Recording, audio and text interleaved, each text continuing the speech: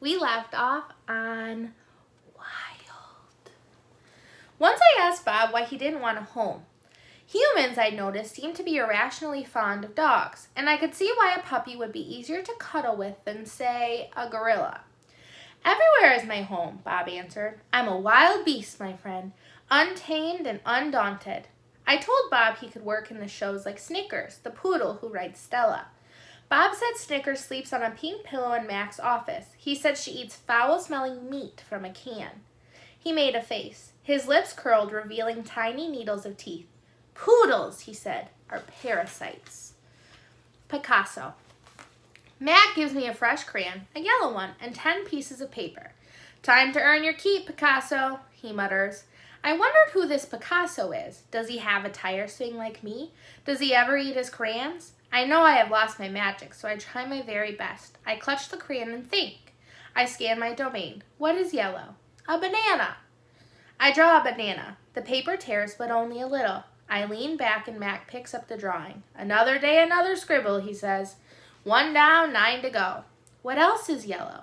I wonder, scanning my domain. I draw another banana, and then I draw 8 more. 3 visitors. 3 visitors are here. A woman, a boy, a girl. I strut across my domain for them.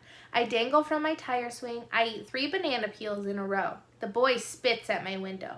The girl throws a handful of pebbles. Sometimes I'm glad the glass is there. My visitors return. After the show, the spit pebble children come back. I display my impressive teeth.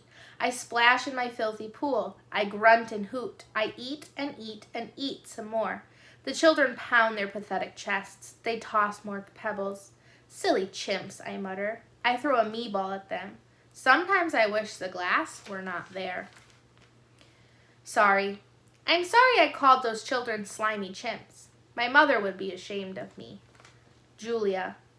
Like the spit pebble children, Julia is a child. But that, after all, is not her fault. While her father, George, cleans them all each night, Julia sits by my domain. She could sit anywhere she wants, by the carousel, in the empty food court, on the bleachers coated in sawdust. But I am not bragging when I say that she always chooses to sit with me. I think it's because we both love to draw. Sarah, Julia's mother, used to help clean them all. But when she got sick and grew pale and stooped, Sarah stopped coming.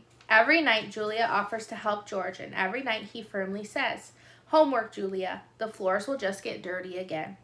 Homework, I have discovered, involves a sharp pencil and thick books and long sighs. I enjoy chewing pencils. I am sure I would excel at homework. Sometimes Julia dozes off and sometimes she reads her books, but mostly she draws pictures and talks about her day. I don't know why people talk to me, but they often do. Perhaps it's because they think I can't understand them. Or perhaps it's because I can't talk back. Julia likes science and art. She doesn't like Leela Burpee, who teases her because her clothes are old. And she doesn't like Deshaun Williams, who teases her too, but in a nice way. And she would like to be a famous artist when she grows up. Sometimes Julia draws me. I am an elegant fellow in her pictures, with my silver back gleaming like moon on moss. I never look angry the way I do on the fading billboard on the highway. I always look a bit sad, though. Drawing Bob. I love Julia's pictures of Bob. She draws him flying across the page, a blur of feet and fur. She draws him motionless, peeking out from behind a trash can or the soft hill of my belly. Sometimes in her drawings, Julia gives Bob wings or a lion's mane. Once she gave him a tortoise shell. But the best thing she ever gave him wasn't a drawing. Julia gave Bob his name. For a long time, no one knew what to call Bob. Now and then a mall worker would try to approach him with a tidbit. Here, doggy, they'd call, holding out a French fry. Come on, Pooch, they'd say. How about a little piece of sandwich? But he would always vanish into the shadows before anyone could get too close. One afternoon, Julia decided to draw the little dog curled up in the corner of my domain. First, she watched him for a long time, chewing on her thumbnail. I could tell she was looking at him the way an artist looks at the world when she's trying to understand it. Finally, she grabbed her pencil and set to work. When she finished, she held up the page. There he was, the tiny big-eared dog. He was smart and cunning, but his gaze was wistful.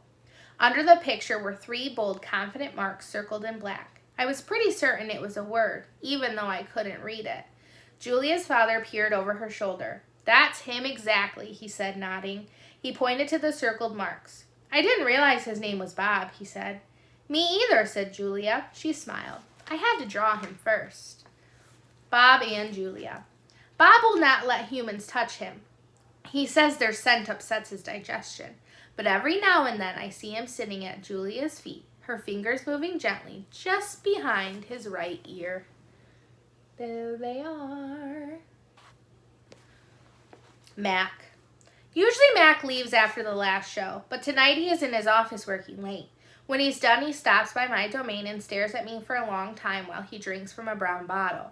George joins him, broom in hand, and Mac says the things he always says. How about that game last night? And business has been slow, but it'll get better, you'll see. And don't forget to empty the trash. Mac glances over at the picture Julia is drawing. What are you making? He asked. It's for my mom, Julia says. It's a flying dog. She holds up her drawing, eyeing it critically. She likes airplanes and dogs. Mac murmurs, sounding unconvinced. He looks at George. How's the wife doing anyway? About the same, George says. She has good days and bad days. Yeah, don't we all, Mac says. Mac starts to leave, then pauses. He reaches into his pocket and pulls out a crumpled green bill and presses it into George's hand. Here, Mac says with a shrug. Buy the kids some more crayons. Mac is already out the door before George can yell thanks. Not sleepy. Stella, I say after Julia and her father go home. I can't sleep. Of course you can, she says. You are the king of sleepers. Shh, Bob says from his perch on my belly. I'm dreaming about chili fries. I'm tired, I say, but I'm not sleepy. What are you tired of? Stella asks. I think for a while it's hard to put into words. Gorillas are not complainers. We're dreamers, poets, philosophers, nap takers. I don't know exactly. I kick at my tire swing. I think I may be a little tired of my domain. That's because it's a cage, Bob tells me. Bob is not always tactful. I know, Stella says. It's a very small domain. And you're a very big gorilla, Bob adds. Stella, I ask. Yes? I noticed you were limping more than usual today. Is your leg bothering you? Just a little, Stella answers. I sigh. Bob resettles, his ears flick. He drools a bit, but I don't mind. I'm used to it. Try eating something, Stella says. That always makes you happy. I eat an old brown carrot. It doesn't help, but I don't tell Stella. She needs to sleep. You could try remembering a good day, Stella suggests. That's what I do when I can't sleep. Stella remembers every moment since she was born. Every scent, every sunset, every light, every victory. You know I can't remember much, I say. There's a difference, Stella says gently, between can't remember and won't remember. That's true, I admit. Not remembering can be difficult, but I've had a lot of time to work on it. Memories are precious, Stella adds. They help tell us who we are. Try remembering all your keepers. You always liked Carl, the one with the harmonica. Carl, yes, I remember how he gave me a coconut when I was still a juvenile. It took me all day to open it. I try to recall other keepers I have known. The humans who cleaned my domain and prepared my food and sometimes kept me company. There was Juan who poured Pepsis into my waiting mouth, and Katrina who used to poke me with a broom when I was sleeping, and Ellen who sang How Much Is That Monkey in the Window with a sad smile while she scrubbed my water bowl. And there was Gerald, who once brought me a box of fat, sweet strawberries. Gerald was my favorite keeper. I haven't had a real keeper in a long time. Max says he doesn't have the money to pay for an ape babysitter. These days, George cleans my cage and Mac is the one who feeds me. When I think about all the people who have taken care of me, mostly it's Mac I recall. Day in and day out, year after year after year, Mac who bought me and raised me and says I'm no longer cute. As if a silverback could ever be cute.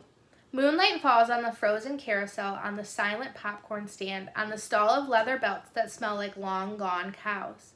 The heavy work of Stella's breathing sounds like the wind in trees, and I wait for sleep to find me.